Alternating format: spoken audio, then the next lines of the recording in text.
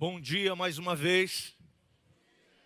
Bom, se você já tem aí o nosso aplicativo, você já está aí com o PDF da nossa mensagem, para você durante a semana rever, ler, trazer à memória tudo que a gente vai estar tratando aqui de uma forma assim bem mais reduzida. Mas antes de nós começarmos, eu queria ler com você 1 de João, capítulo 1, versículo 17. E hoje eu quero tratar de um assunto que está aí no telão. Posso reinar em vida, pois a lei foi cumprida na cruz. Você pode ler isso comigo? Posso reinar em vida, pois a lei foi cumprida na cruz. João 1,17, eu vou ler na versão da Bíblia Viva, que diz assim: a lei foi dada por meio de Moisés, mas o amor e a verdade vieram por meio de Jesus Cristo. Feche os teus olhos. Pai, no nome de Jesus, nós queremos, Senhor, mais uma vez, falar do Teu amor, falar de Jesus para o Teu povo, para aqueles que estarão, Senhor, conosco aí online, ouvindo essa palavra, para aqueles que estarão estudando esta mesma palavra durante a semana, aqueles que ouvirão, Senhor, que receberão um link dessa mensagem, que essa pessoa possa ser tocada pelo Espírito Santo, o Espírito que glorifica Jesus em nós, o Espírito que habita na igreja, o Espírito que ressuscitou Jesus, e Ele, depois de consumar a bendita obra na cruz do Calvário, trazendo a redenção, a reconciliação, Ele ressuscitou e hoje está à destra de Deus como sumo sacerdote intercedendo pela igreja. E um dia voltará para, com a igreja, reinar eternamente. Nós te agradecemos, Senhor, pela Tua palavra, por tudo que ela é. E te pedimos que o Espírito Santo possa falar fortemente ao meu coração e ao coração da Tua igreja, através dessa palavra, no nome de Jesus. Amém. Hoje eu quero compartilhar com vocês mais uma palavra sobre a graça. A graça, que você já sabe, ela é uma pessoa, ela é a pessoa de Jesus Cristo.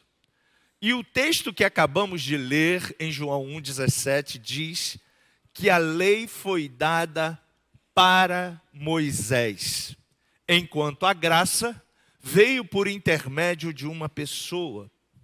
E se a lei foi dada então a Moisés, a gente já começa entendendo que Moisés, como libertador do povo de Israel, e aquele que recebeu uma missão de Deus, uma aliança que Deus fez com ele e com a nação judaica, para que essa nação, agora saindo do Egito, fosse para a terra prometida, terra que manaria leite e mel, terra que foi prometida ao homem, pai da fé, Abraão, em Gênesis 13 e 12, 13.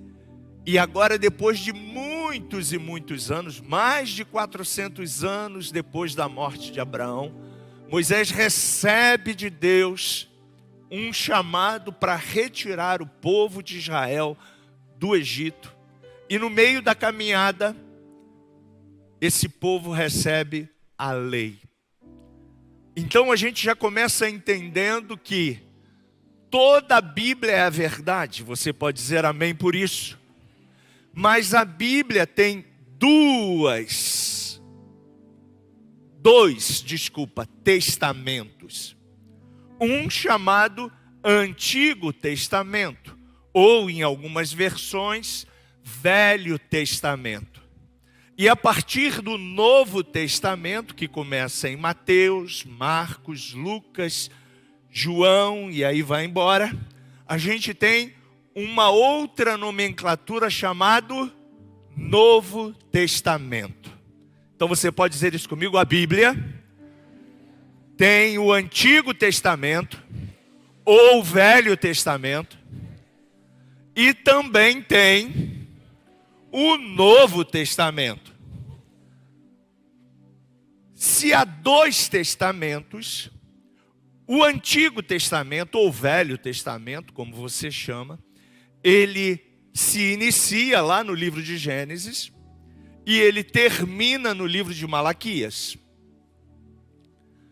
E tudo que está inserido, então, nesse contexto do Antigo Testamento, tem profecias para toda a história da humanidade. Mas, na sua síntese, no seu âmago, o Antigo Testamento tem uma aliança, tem um contrato com uma nação, um povo. O povo judeu. Diga comigo: o Antigo Testamento é um contrato, é um testamento para um povo, o povo judeu. Quantos aqui já receberam uma herança? Somente isso? Gente, você sabe o que é uma herança? Seu pai faleceu, sua mãe faleceu, e aí ele deixou bens para você. Uma casa, um carro, dinheiro na poupança. Vou fazer a pergunta de novo. Quantos aqui já receberam uma herança?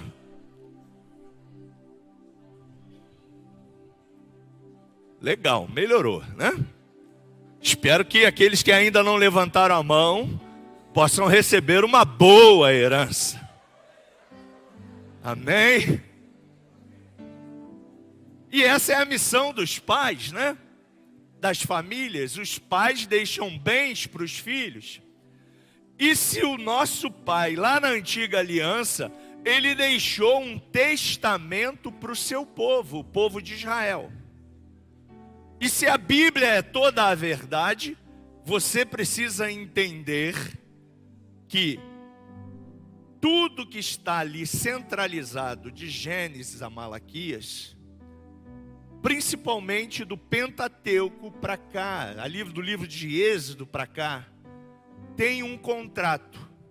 Esse testamento está relacionado a uma nação, a nação judaica. Logo depois vem Jesus.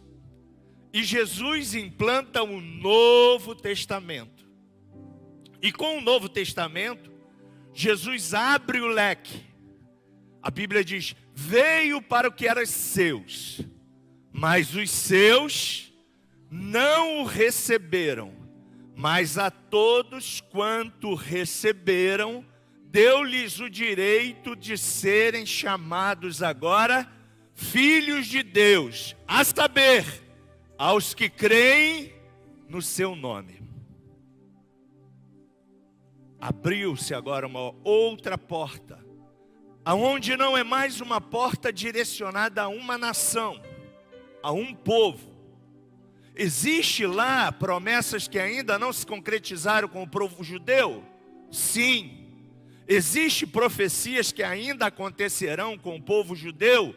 Sim. Eles não foram esquecidos. Se abriu um leque chamado tempo da graça, aonde nós, chamados de gentios, recebemos a oportunidade de sermos alcançados. Amém? Por que eu estou trazendo essa orientação, essa informação para você? Porque se a gente entende isso, as coisas começam a ficar mais claras. A gente começa a entender que a graça, essa pessoa, ela abriu um leque para mim e para você, que embora a Bíblia sendo toda a verdade, tendo 66 livros, nós, os gentios, não estamos linkados, por exemplo, aos profetas como Jeremias, Isaías, Oséias, e aí vai. Ah, pastor, mas o senhor já pegou o texto lá e pegou e falou de Jesus. Legal, eu já fiz isso e vou fazer outras vezes. Mas você precisa contextualizar as profecias e saber que aquelas profecias, 99,9% delas estão relacionadas à nação judaica, a Israel. E é importante você entender isso. Por quê? Porque senão você vai pegar esses textos que são frios, impessoais, não estão relacionados a você, estão falando da lei, de um contrato, de um testamento que havia com uma nação, e vai trazer para a sua vida. Não vai ter nenhuma lógica. Marcos, então quais são os textos que eu tenho que ler? Você, como povo da graça, você deve se compactar em João, Atos, Romanos, 1 Coríntios, 2 Coríntios, vai lá, Gálatas, Efésios, Tessalonicenses, Colossenses. Por que, Marcos? Porque esses textos foram após a ressurreição de Jesus. Você está entendendo? Diga amém. Marcos, a Bíblia então para trás, ela não está linkada a mim. Se você não passar o filtro de Jesus e olhar os textos com a obra de salvação e de consumação na obra da cruz de Jesus para você, e contextualizar esse texto com essa obra da cruz, você vai estar sempre preso à lei, sempre preso aos requisitos legais de Êxodo, capítulo 20, com os seus decálogos ali, mais 590 leis que existem na antiga aliança. Dá um total de mais de 600 leis que estão relacionadas com o povo. Fala para o teu irmão, judeu. Não somos nós. A graça, então, que foi implantada por Jesus, não é uma doutrina, você sabe muito bem disso. É uma pessoa que se relaciona com você, que deu a vida por você. A graça revela para a gente um Deus que tem o prazer de se relacionar com você, que deu a vida por você, que quitou a sua dívida e a minha dívida, e que nos chama agora a reinar com Ele em vida. Aí você pode perguntar, mas Marcos, por que Ele fez isso? Simples, porque Ele é um Deus de amor, e Ele ama você, Ele ama nós, sua criação, Ele ama a toda a humanidade, e não podemos esquecer agora quem somos. 1 de Pedro 2, 9, 10 diz: mas vocês são a raça escolhida por Deus, o sacerdócio real, a nação completamente dedicada a Deus, o povo que pertence a Ele. Vocês foram escolhidos para anunciar os atos poderosos de Deus, que os chamou da escuridão para a sua maravilhosa luz. Antes não éramos o povo de Deus, mas agora somos o seu povo. Antes não conhecíamos a misericórdia de Deus, mas agora recebemos a sua misericórdia pela graça. Você pode dizer graças a Deus.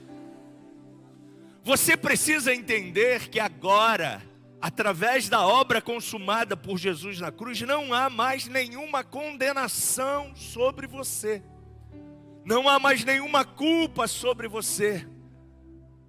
Você é totalmente livre. João 8 diz: e conhecereis a verdade, e a verdade vos libertará. Se você agora recebeu Jesus como seu Senhor e Salvador pela fé, não mais pelos atos dos seus méritos como era na lei, mas sim pela fé, você creu, a fé vem pelo ouvir, Romanos 10 diz, e ouvir a palavra de Deus, você ouviu, e o Espírito Santo pegou essa palavra, que está pegando essa palavra que eu estou falando, e está tocando no seu coração e no coração de muitas pessoas. Essa palavra entrou dentro da sua vida, e você foi convencido do pecado, da justiça e do juízo. Então, naquele instante, você se tornou um povo de Deus, uma nova criação em Cristo Jesus. Eu não sei qual foi o dia que você fez isso, talvez esteja alguém aqui que vai fazer isso hoje, não importa. Mas o mais importante é que o dia que você se rendeu e se entregou a Jesus, você se tornou uma nova pessoa. A Bíblia declara que as coisas velhas que haviam em você, elas passaram. Eis que tudo em você se fez novo. Então não há mais culpa. Romanos capítulo 8 diz: agora nenhuma condenação há mais para aqueles que estão em Cristo Jesus. Você está em Cristo? Então não tem mais condenação sobre você.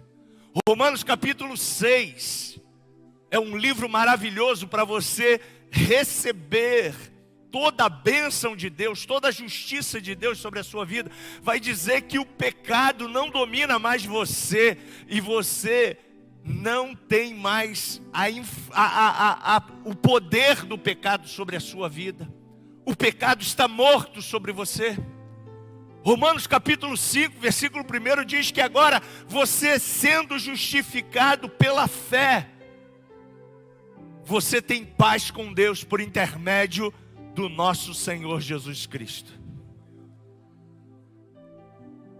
Então não há mais culpa. A causa que havia sobre nós foi lançada naquela cruz. O preço foi pago. Colossenses 2, de 13 a 15, diz assim: antigamente vocês estavam espiritualmente mortos, vocês e eu, por causa dos nossos pecados, e porque eram não judeus e não tinham a lei, mas agora Deus os ressuscitou junto com Cristo. Deus perdoou todos os nossos pecados, do presente, do passado e do futuro, e anulou a conta da nossa dívida, com os seus regulamentos que nós éramos obrigados a obedecer. Ele acabou com essa conta pregando-a na cruz. E foi na cruz que Cristo se livrou do poder dos governos e das autoridades espirituais. Ele humilhou esses poderes publicamente, levando-os prisioneiros no seu desfile de vitória na cruz. Jesus cumpriu então toda a lei. Por isso que a lei foi revelada também ao povo judeu, para que o povo judeu, quando Jesus apareceu diante de João, e João aponta para ele e fala assim: eis o Cordeiro de Deus que tira o pecado do mundo. O desejo de Deus era que o povo judeu também entendesse o Evangelho, a plenitude da salvação. Mas o povo judeu estava oprimido pelo governo romano. Era escravo do governo romano. E eles entendiam então, por estarem fixados apenas no Antigo Testamento, ou Velho Testamento, como você chama, aonde lá existe profecias de um que vai reinar, de um rei que vai vir sobre um cavalo, e um rei que vai fazer, que vai acontecer com uma espada, e eles: pô, caramba, é esse o tempo, é esse o momento. Jesus, quando vier, o libertador que Isaías profetizou, esse cara vai vir com todo o poder, com toda a autoridade, ele vai vir com toda a excelência, e a gente vai acabar com Roma. Só que Jesus veio humilde. Jesus não veio com espada. Jesus não veio montado num cavalo branco. Jesus montou numa mula. Jesus estava sempre disponível para ajudar, para abençoar, para contradizer toda aquela filosofia que os religiosos defendiam. Conclusão: os que deveriam apoiar Jesus e crer nas profecias, que eram os saduceus, os escribas, os fariseus, foram o que o crucificou, o que o colocou na cruz, porque entenderam que Jesus era um impostor, não era o Filho de Deus, era sim o filho de Maria, era sim o filho de José o carpinteiro, e não era o Filho de Deus. Mas Jesus cumpriu toda a lei. Você pode dizer graças a Deus por isso. E aqui eu quero abrir um adendo muito importante sobre a sua vida de comunhão com Deus. Se você coloca a lei do Antigo Testamento entre você e Deus, você está negando o que Jesus fez por você. Isso é forte. Gálatas 5:1 também é um evangelho, né? É uma carta que você deve ler ela do primeiro capítulo até o final da carta. No capítulo 5, Paulo desmistifica totalmente a lei e ele diz o seguinte: Cristo nos libertou para que nós sejamos realmente livres. Por isso, continue firmes como pessoas livres. Diga para o seu irmão: você é livre. Fala para ele: não deixa ninguém te escravizar. Pessoas livres e não se tornem escravos novamente. Jesus cumpriu toda a lei para você ser uma pessoa livre. E através da sua obra consumada na cruz, a lei foi cumprida.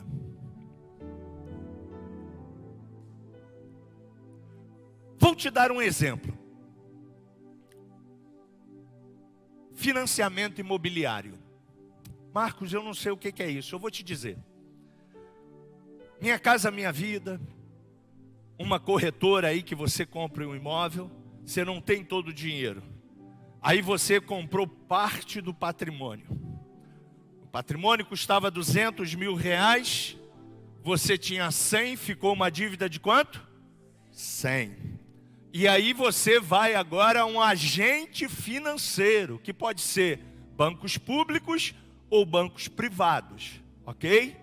E aí você apresenta lá o seu contra-cheque, mostra lá que você pode pagar esse financiamento, não vai comprometer mais do que 30% da sua renda, e aí você financia, pode financiar em até 30 anos agora, né? No sistema financeiro habitacional, esses 100 mil com juros, para você pagar durante esse período. O imóvel é seu, sim ou não? Nem todo mundo respondeu, vou fazer a pergunta de novo. O imóvel é seu, sim ou não? Não, não é seu. Ele está emprestado com você. Por que ele ainda não é seu? Porque você ainda tem uma dívida de 100 mil reais. Esse imóvel ainda não é seu. Você está usufruindo dele. Você está pagando as prestações. Porém, quando você pagar a última prestação, você quitou a duplicata final. E aí você vai pedir a baixa da hipoteca junto ao agente financeiro que você comprou o imóvel. E o agente financeiro vai fazer todo um trâmite legal junto a cartórios, junto ao cartório do RI, e vai dar a baixa da sua hipoteca e vai dizer: olha, a partir de hoje, dia 16 de abril, o imóvel é do Rubem. Ele pagou a última prestação. Beleza? Agora o imóvel é de quem? Diga, o imóvel é meu. Não ouvi você, diga, o imóvel é meu. Da mesma forma, Jesus pegou a sua dívida, a minha dívida, que chamamos de pecado, o pecado que vinha lá sobre todos nós, pecado que foi transmitido desde Adão, e cravou tudo isso aonde? Na cruz.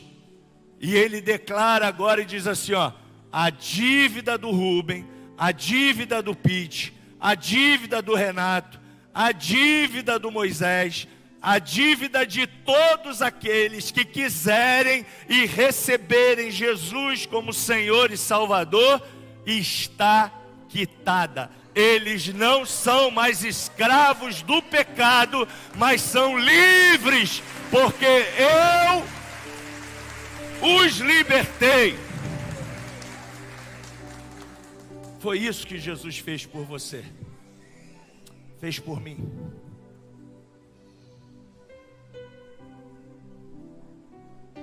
Agora o diabo é sujo.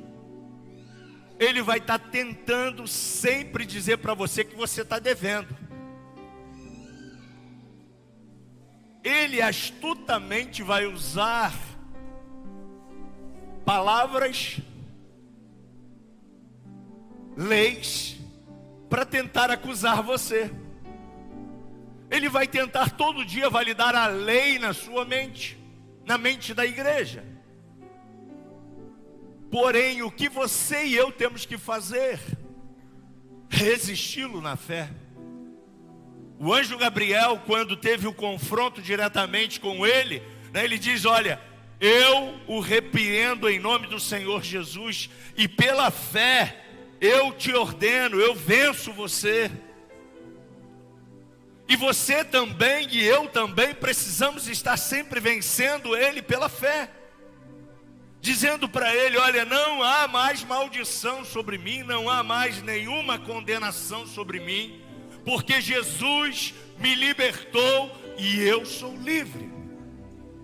Gálatas 3,13 diz, porém Cristo, tornando-se maldição por nós, nos livrou da maldição imposta pela lei. Como diz as Escrituras, maldito todo aquele que for pendurado numa cruz. Você sabe disso? A sentença da cruz era para o pior criminoso que tinha feito uma coisa horrível diante da sociedade e diante de Roma. E quando Jesus foi para aquela cruz, toda a maldição da raça humana, toda a maldição adâmica, toda a condenação que estava sobre o primeiro Adão foi para Jesus. E Romanos capítulo 5 diz que o segundo Adão, que agora é Jesus, ele morreu por você, deu a vida por você e declara você livre. Marcos, então qual é a finalidade da lei? Para que o mundo conheça o pecado e reconheça a necessidade de um Salvador. Essa era a missão da lei. E eu vou te dar um outro exemplo. Você está num sinal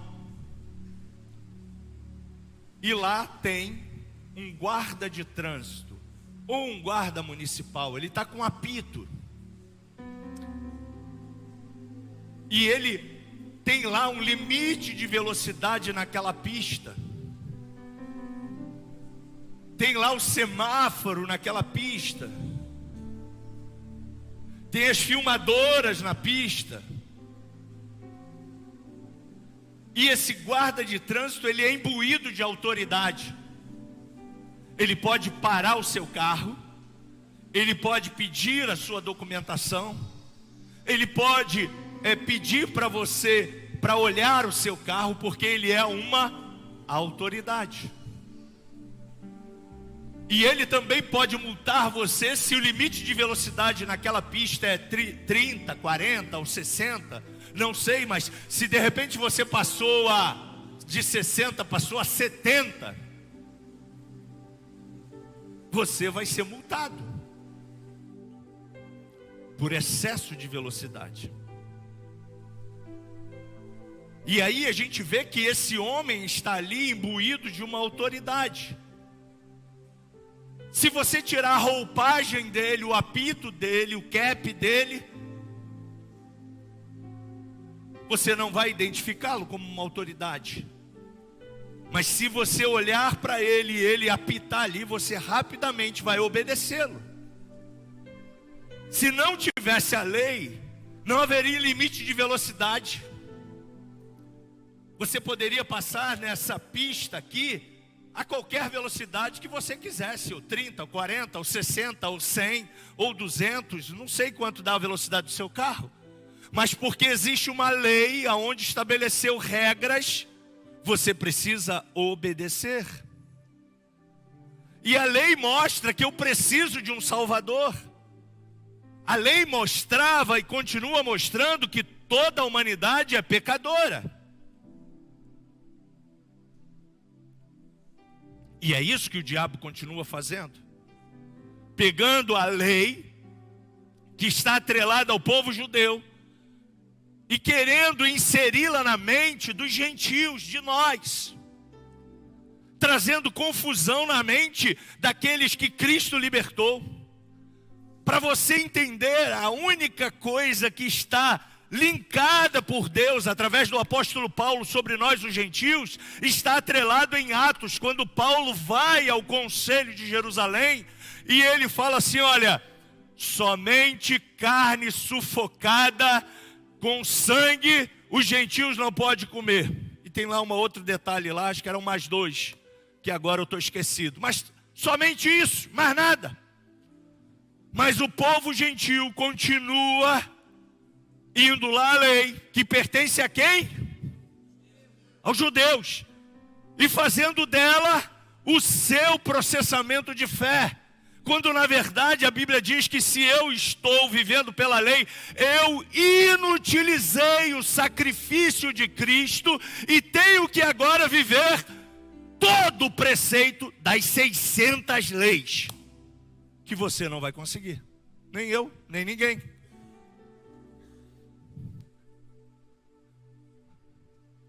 Mas o diabo continua fazendo isso na mentalidade de muitos.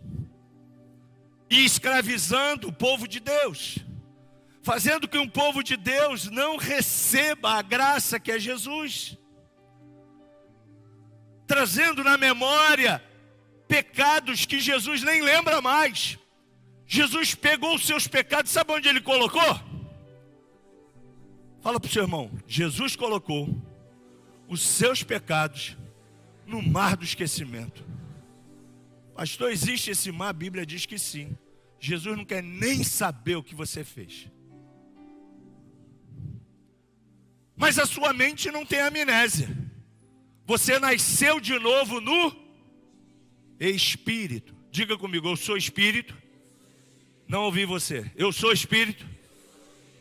Tenho uma alma. E habito num corpo. Mas você vai ouvir muitos teólogos e muita gente famosa pregando na melodia e na El Shaddai, dizendo para você, corpo, alma e espírito sejam irrepreensíveis diante de Deus. O texto está errado.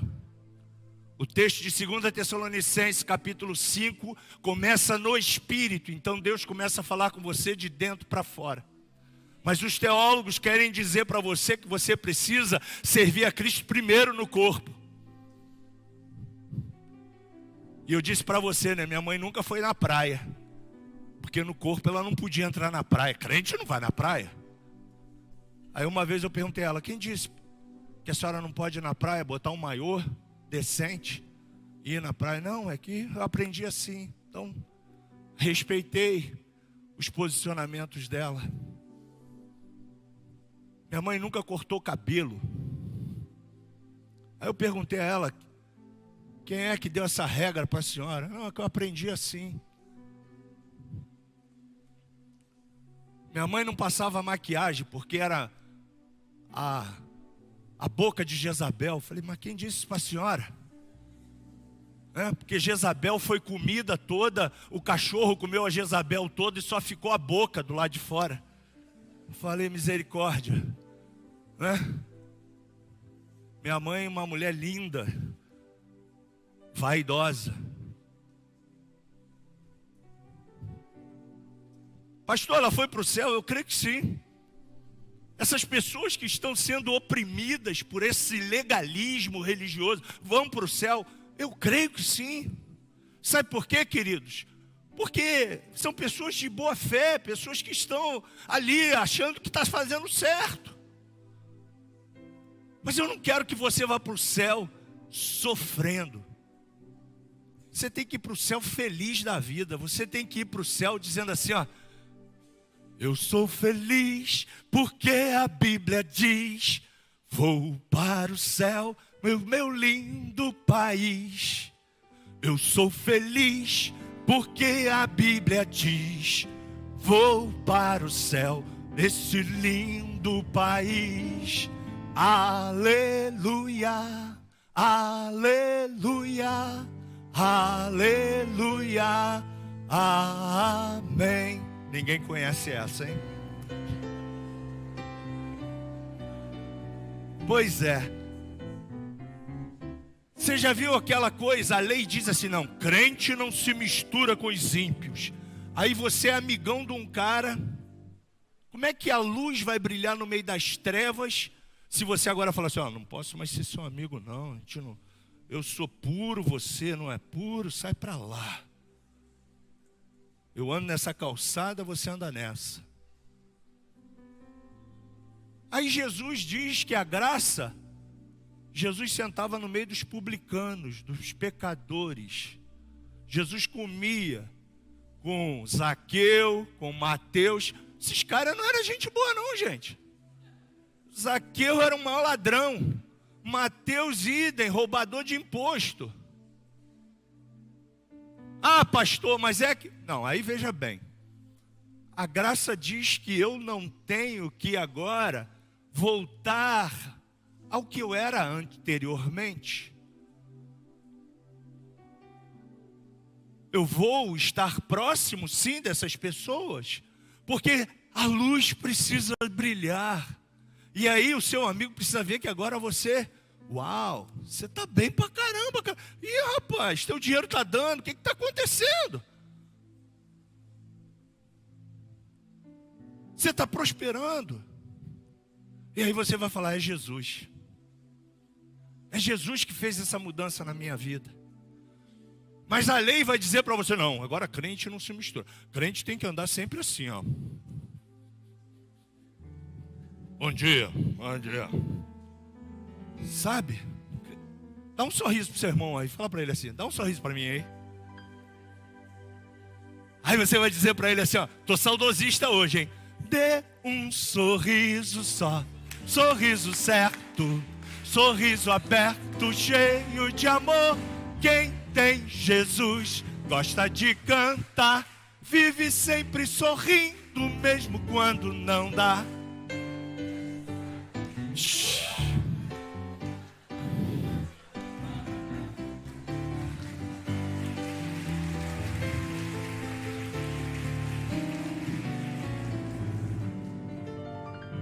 A lei diz que você não pode misturar o santo com o profano.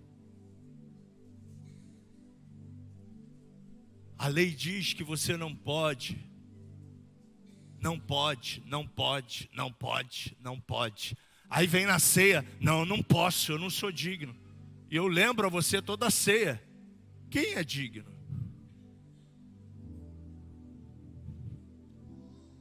Quem é digno?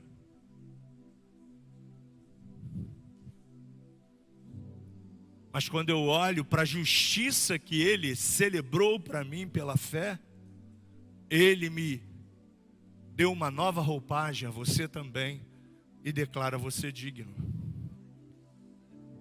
Diga, eu sou digno. Então, ó, crente da nova vida, da igreja do Marcos, temporariamente, né? Porque daqui a pouco Deus está mandando eu passar o bastão, né? Daqui a pouco, né? O tempo passa rápido. Eu quero viver até 100 anos, mas não sei, né? Quantos anos Deus vai me dar nesse ministério? Mas você precisa entender o seguinte: que a justiça dele está sobre você e você não pode mais viver como um condenado. Você é livre.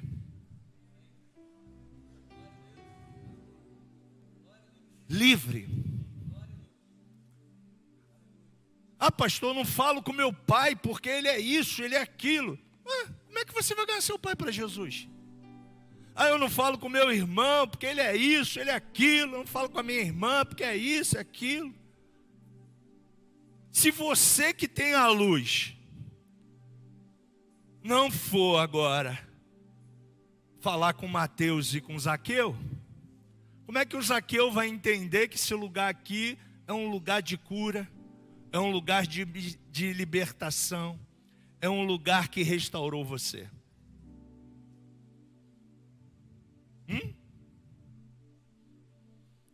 Então, a partir de amanhã, você vai chegar sorrindo no seu trabalho. Se você não sorria, sorri. Recebeu o pagamento, está sorrindo. Glória a Deus. Amém. Sim, gente. Pegar o pagamento, consagrar. Senhor, obrigado pelo meu pagamento. Obrigado por esse emprego. Senhor, prospera meu patrão para ele me dar um aumento esse mês. Amém? Tem que prosperar o seu patrão para ele te dar aumento. E você ser um excelente funcionário na sua empresa sorrindo.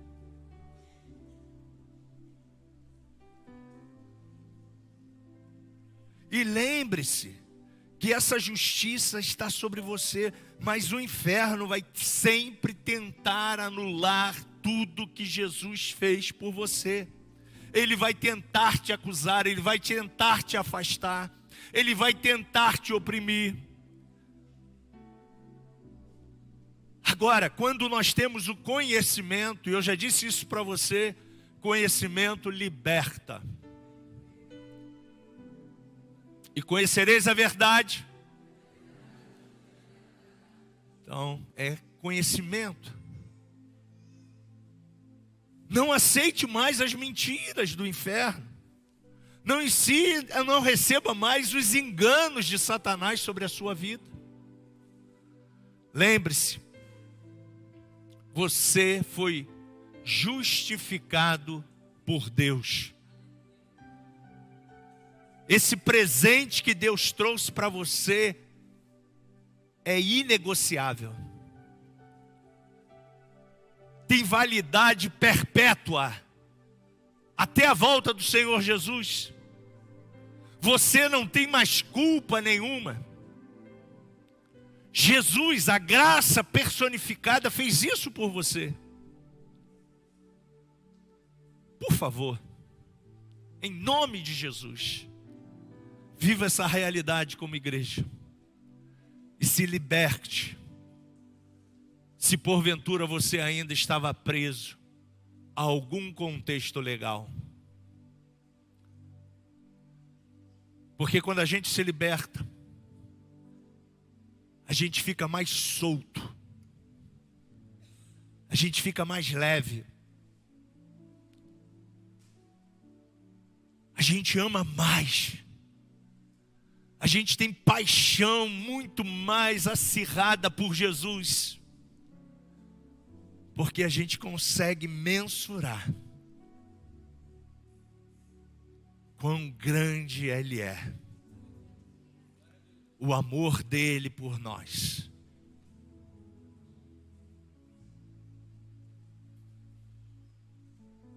Curve a sua cabeça.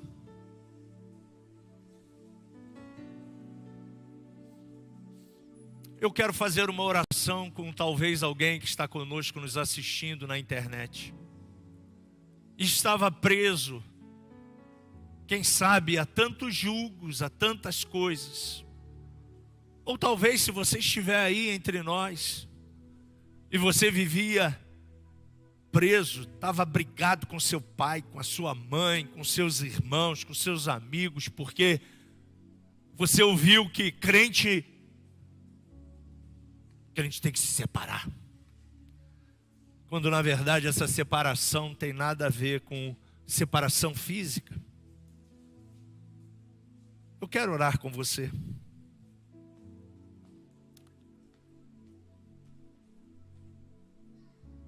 Espírito Santo, você nos revela, Jesus, o seu amor, o seu grande amor por nós. E nós queremos nesta manhã, mais uma vez, declarar que somos teus, que estamos abertos a esse evangelho tão maravilhoso que é o evangelho de nosso Senhor Jesus Cristo. Eu não quero mais estar preso a nenhum conceito humano. Eu não quero mais estar preso a nada que não seja a tua palavra. Aquilo que ela revela para mim, para essa igreja, na nova aliança, no Novo Testamento. Que se porventura alguém aqui, Senhor, ainda estava preso a tantas coisas que estão atreladas a uma nação, ela possa nesta manhã se libertar e receber o evangelho que liberta, o evangelho que tira todo o peso, todo o fardo, o evangelho que traz vida e vida com abundância. Nós oramos assim, crendo no nome santo de Jesus. Amém. Se você fez essa oração, você faz parte do Novo Testamento. Você tem uma aliança com Jesus. Você não tem mais uma aliança com a antiga aliança, com Moisés.